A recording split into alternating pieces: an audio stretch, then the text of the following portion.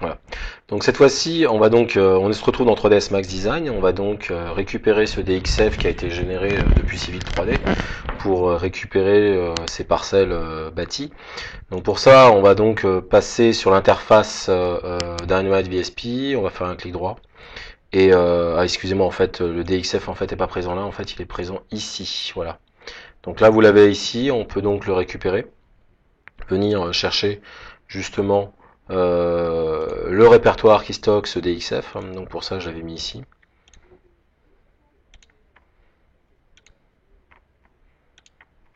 Voilà. On va donc faire ici OK. Donc il va le détecter, parfait. On va donc le cocher. Voilà. Donc vous avez différents éléments, notamment ici les identifiants matériaux, si on souhaite justement assigner encore des matériaux en fait à ces éléments-là. Bon, alors, en l'occurrence, dans notre cas de figure, en fait, il n'y a pas grand-chose à faire. On a juste à cliquer ici sur OK.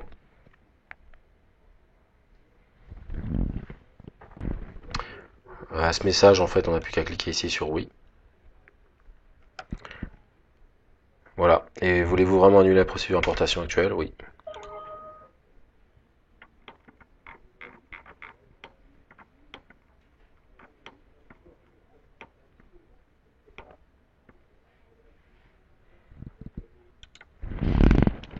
Donc voilà. En principe, on a donc récupéré ici l'import DXF. Je vais donc ici zoomer justement sur la zone qui m'intéresse. Voilà. Par exemple là, venir chercher ici un élément. Je vais zoomer dessus, voilà, en faisant ça, parfait. Donc là, on voit bien que tout le géoréférencement de Civil 3D, que ce soit pour le terrain qui a été conçu depuis Civil ou la 2D qui provient justement, on pourrait dire, d'un fichier Civil 3D en fait, ont parfaitement été respectés. Et en fait, ce qui m'intéresse, c'est justement ce bâti qu'on visualise ici en 2D. On va donc le sélectionner et demander justement à isoler ces éléments. Donc en fait, c'est pas du tout cette zone-là qui m'intéressait, mais c'est plutôt celle-là. Je vais plutôt le sélectionner comme ça, on le voit ici en rouge. Voilà, parfait. Et une fois que c'est fait, je vais donc venir exploiter ces éléments 2D afin de reconstituer un environnement bâti en 3D. Donc pour cela, en fait, ce que je vais faire, c'est venir ici isoler ces éléments grâce au clic droit. Et on va donc faire un tour ici dans le menu Dynamite VSP.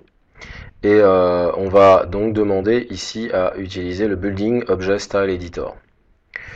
Donc pour ça, je vais donc venir ici, rajouter ici un nouvel élément, venir chercher mes éléments 2D qui sont en fait ces polylignes provenant de Civil 3D. Et vous avez ici justement des paramètres qui permettent justement d'indiquer la hauteur de vos bâtiments. Donc par défaut, on va dire que par exemple par défaut 3, enfin qu'il y aurait justement 3 niveaux et chaque niveau aurait 3 mètres de hauteur. Automatiquement, cette valeur-là en fait se met à jour. Inversement, si vous étiez, si vous aviez saisi une valeur ici, bah, automatiquement en fait la valeur en dessous se serait mis à jour.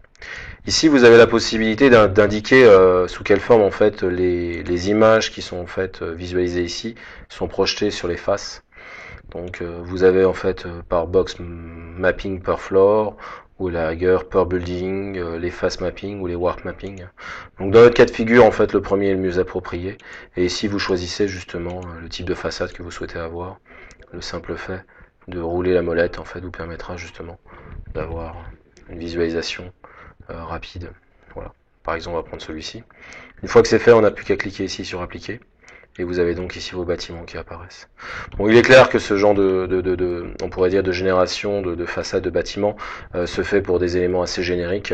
Si vous souhaitez avoir quelque chose de beaucoup plus détaillé, il faudra cette fois-ci passer sur les outils 3ds Max qui vous permettront d'avoir, on pourrait dire, une fidélité beaucoup plus accrue par rapport à la réalité.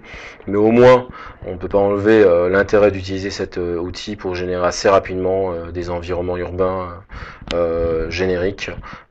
Ça permet toujours, on pourrait dire, de venir habiller une maquette.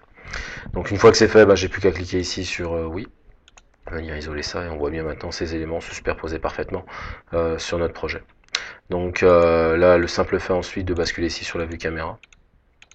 me permettra d'avoir une visualisation à la fois de mon habillage, enfin de mon projet routier, avec tous les éléments qui vont avec, c'est-à-dire les arbres de part et d'autre, les lampadaires, le marquage au sol, les véhicules, et bien sûr la caméra en fait que j'avais animée auparavant.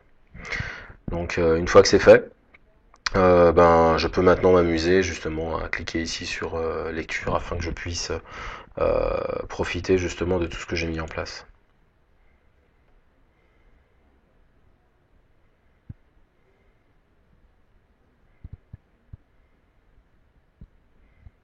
Voilà.